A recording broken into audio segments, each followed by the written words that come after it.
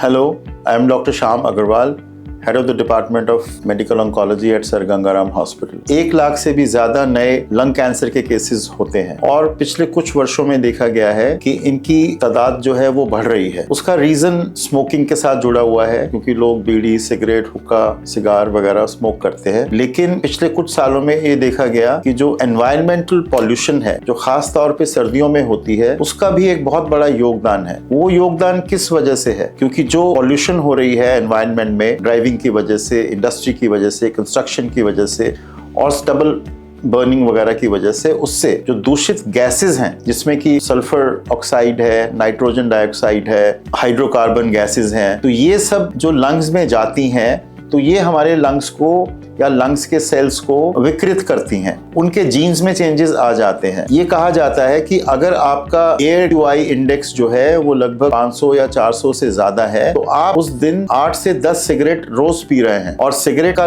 Link जो है सीधा सीधा लंग कैंसर से है। तो अगर आप नॉन स्मोकर भी हैं और आप AQI 500 की रेंज में 2 या 3 महीने रह रहे हो, तो आप ये समझो कि आप 2-3 महीने लगभग 8 से 10 सिगरेट रोज पी रहे हैं। और ये एक बहुत इंपॉर्टेंट रीजन है जिसकी वजह से लंग कैंसर्स हो रहे हैं। क्योंकि अगर हमारा स्मोकिंग इंडेक्स 300-400 के पार चले जाता है तो हमारा लंग कैंसर का इंसिडेंस या जो होने की संभावना है वो बढ़ रही है। और ये भी डिफरेंट एस्टिमेट्स में, चाहे वो लैंसेट है, चाहे वो WHO है, चाहे वो ICMR है, ये सब ने बताया कि अगर हमारा एनवायरनमेंट क्लीन नहीं है, दूषित है, तो हमारी लाइफ जो है वो 5 से 6 साल शॉर्टन हो रही है। उसमें कैंसर एक कारण है, हार्ट डिजीजेस कारण है, लंग की इंफेक्शंस, अस्थमा, ये सब कारण शामिल हैं। तो ये बहुत जरूरी है कि हमें अपने वातावरण को शुद्ध रखना चाहिए, और अगर वातावरण में प्रदूषण हो रहा है तो उसको कम से कम करने के उपाय करने चाहिए, जिससे कि हमें लंग कैंसर और दूसरी बीमारियों से राहत मिल सके। धन्यवाद।